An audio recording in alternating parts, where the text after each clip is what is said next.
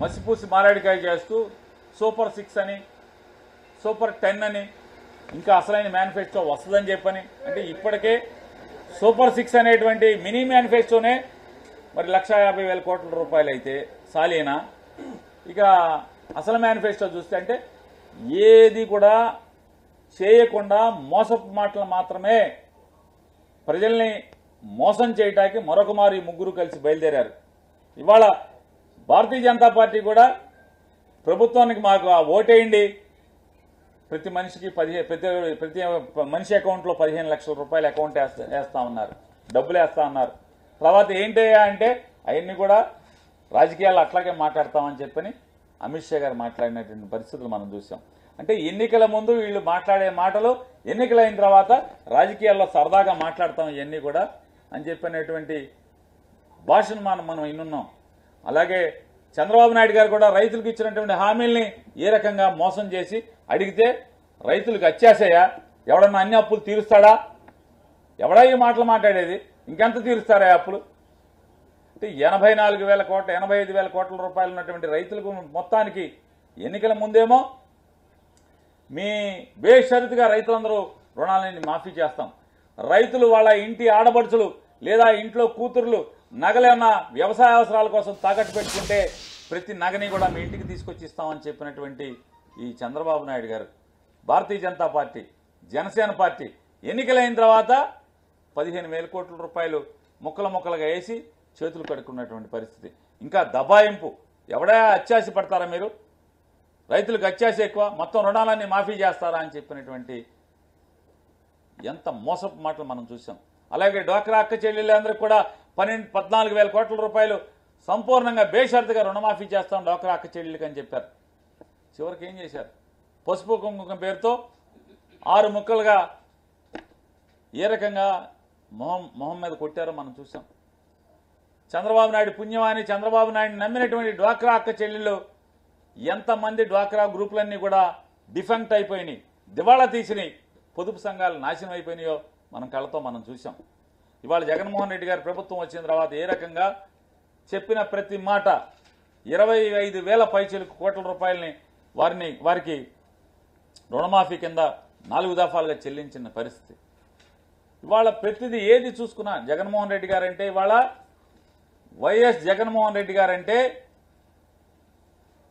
5 పదుల వయసున్న 5 అడుగుల 10 అంగుళాలు ఉన్నటువంటి ఒక తిరిగాడేటువంటి నమ్మకం, నడిచే నమ్మకం జగన్మోహన్ రెడ్డి గారు. ఇవాళ మనం చంద్రబాబు నాయుడు గారిని కూడా చూసాం, జనసేన పార్టీని చూసాం, 2014 నుంచి 19 దాకా భారతీయ జనతా పార్టీని చూసాం. ఈ 3 పార్టీలు ఎవరయ్యా అంటే వీరు తిరిగాడేటువంటి ముగ్గురు కలిసి కూటమిగా తిరిగేటువంటి ఒక దగాకి ప్రతిరూపమే, మోసానికి ప్రతిరూపమే వాళ్ళ ముగ్గురు. అయితే ఇవాళ 5 పదుల తిరిగాడేటువంటి నమ్మకం ఉన్న కుర్రాడు జగన్మోహన్ రెడ్డి గారు. ఈ నమ్మకం కోసం ఆయన చెప్తున్నాడు ఇవాళ మనం మోసాలు చేయాల్సిన పని లేదు, దగా చేయాల్సిన పని లేదు, ఏదైతే చెప్పదలుచుకున్నామో అది చెప్పుదాం. ఇవాళ జగన్మోహన్ రెడ్డి గారు చెప్పినటువంటి మాట, పెన్షన్ 3,000 చివరి 2 ఏళ్లలో 500 రూపాయలు పెంచుతాను, 3,000 రూపాయలని 3 సంవత్సరాలు కొనసాగిస్తాను, ఖచ్చితంగా అర్హత కలిగిన ప్రతి ఒక్కరికి కూడా జన్మభూమి కమిటీలో ఇట్లాంటి దగాకోరు కమిటీలు, లంచగొండి కమిటీలు ఆ అవకాశం లేకుండా నయా పైసా లంచం లేకుండా ఇవాళ 2,70,000 కోట్ల రూపాయలని పేద మధ్యతరగతి వర్గాలకి అందించినటువంటి గొప్ప ప్రభుత్వం భారతదేశంలో జగన్మోహన్ రెడ్డి గారి ప్రభుత్వం. మళ్లీ ఇదే కొనసాగిస్తూ ఖచ్చితంగా రాబోయే 5 సంవత్సరాల్లో 2029 వచ్చే నాటికి చివరి 2 సంవత్సరాల్లో 500 రూపాయలు పెంచి 3,500 రూపాయలకి పెన్షన్ తీసుకెళ్తానని చెప్తున్నాను. ఇవాళ చంద్రబాబు నాయుడు కూడా నీ కూటమికి ఛాలెంజ్ చేస్తున్నాం, నువ్వేదైతే మోసపు మాట 4,000 రూపాయలు అని చెప్పావో ఇవాళ నమ్మకం అనేటువంటి 5 పదుల కుర్రాడు ఇవాళ రాష్ట్ర ప్రజల యొక్క నమ్మకం. అతను చెప్పాడు మాట. ఇలా ప్రతిదీ తను ఏమి చెప్పదలుచుకున్నాడో, ఏ తారీఖున ఇవ్వదలుచుకున్నాడో దమ్ముగా నిజాయితీగా నన్ను నమ్మండి, నేను మోసం చేయలేదు, 2019 నుంచి 24 వరకు నేను ఇచ్చిన మేనిఫెస్టోని అమలు చేస్తూ దానిలో 99% నేను అమలు పరిచాను. మళ్ళీ నేను అదే నీతికి నిలబడుతూ అదే రకంగా నేను నా మేనిఫెస్టోని చిత్తశుద్ధితో అమలు చేస్తాను. కాబట్టి జగన్ అంటే నమ్మకం.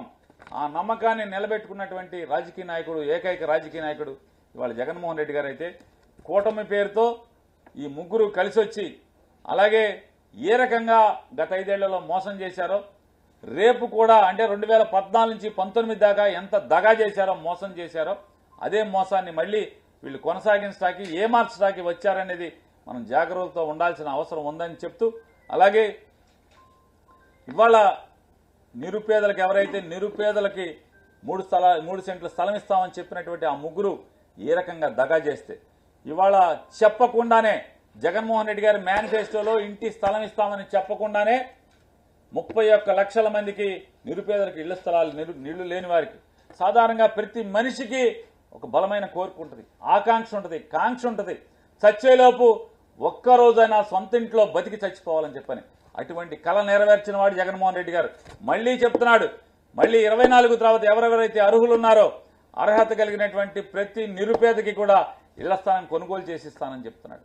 అలాగే 25,000 వరకు 25,000 వరకు ఎవరైతే ప్రభుత్వంలో కాంట్రాక్ట్ ఉద్యోగస్తులుగా ఉన్నారో రోడ్లు ఊడ్చేవాళ్ళ లేకపోతే అంగన్వాడీ టీచర్లా లేకపోతే ఆశా వర్కర్లా లేదా ఇట్లా ప్రభుత్వంలో పనిచేస్తూ కాంట్రాక్ట్ పద్ధతిలో పనిచేస్తున్నటువంటి 25,000 లోపు జీతం ఉన్నటువంటి ప్రతి ఒక్కరిని కూడా ఈ నవరత్నాల పథకానికి అర్హులుగా చేస్తామని చెప్పని కూడా జగన్మోహన్ రెడ్డి గారు ఈరోజు తన మేనిఫెస్టోలో చెప్పడం జరిగింది. ఇది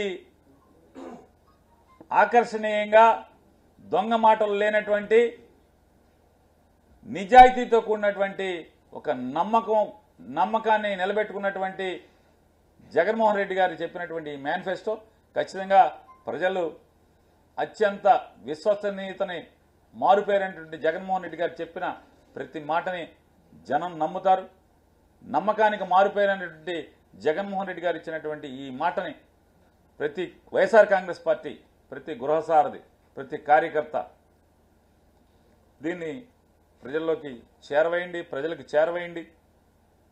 ఆల్రెడీ ఇప్పటికే మాట చెప్తే నిలబడతాడు. మా నమ్మకం జగన్, చెప్పాడంటే చేస్తాడంటే అనేటువంటి మాటలు మనం జగన్ గురించి మారుపేరుగా మాట్లాడుకుంటున్నాం. కాబట్టి ఖచ్చితంగా 2024 జూన్ మాసంలో జగన్మోహన్ రెడ్డి గారు ప్రమాణ స్వీకారం చేసి మళ్లీ ఈ మేనిఫెస్టోని అమలు చేసి తీరుతాడని చెప్పని కూడా మీ అందరికీ విజ్ఞప్తి చేస్తూ సెలవు. సార్ కొత్తవి చెప్పి మోసం చేసే కంటే కొత్త హామీల్ని చెప్పి మోసం చేయడానికి జగన్ నిజాయితీ చూడండి. మీకు ఇదే మనం జగన్మోహన్ రెడ్డి గారిలో చూడాల్సింది. ఎన్నికలకు వెళ్తూ కూడా నేను మోసం చేయను, నేను ఏదైతే అమలు చేయగలనో అదే.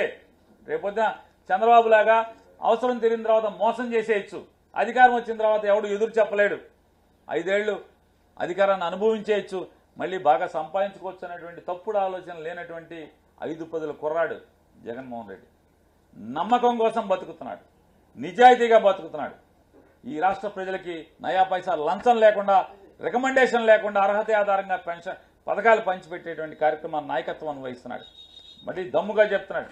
ఎంత ఆత్మవిశ్వాసం కావాలి ఈ రకమైనటువంటి ఎన్నికల ముందు, నేను ఇది మాత్రమే అమలు చేయగలను, ఇంతకు మించి చేయటం ఎవడి వల్ల కాదు, ఎవడన్నా చెప్తే ఆడు మోసగాడే అనేది ఇంత దమ్ముగా చెప్పగలిగేటువంటి రాజకీయ నాయకుడు ఎవడున్నాడు? ఈ రకంగా నిజాయితీగా, నికార్సుగా, ధైర్యంగా, ఆత్మస్థైర్యంతో గుండెల నిండా నిజాయితీ అనేటువంటి గాలి నింపుకుని ఇవాళ మాట్లాడుతున్నాడు ఆయన. కాబట్టి ఇందులో ప్రజలకి జగన్ మీద నమ్మకం ఉంది, జగన్కి జనం మీద నమ్మకం ఉంది. ఖచ్చితంగా నిజాయితీతో కూడినటువంటి ఈ మేనిఫెస్టో ప్రజలు విశ్వసిస్తారు. ఖచ్చితంగా జగన్కి మళ్ళీ అండగా ఉంటారు.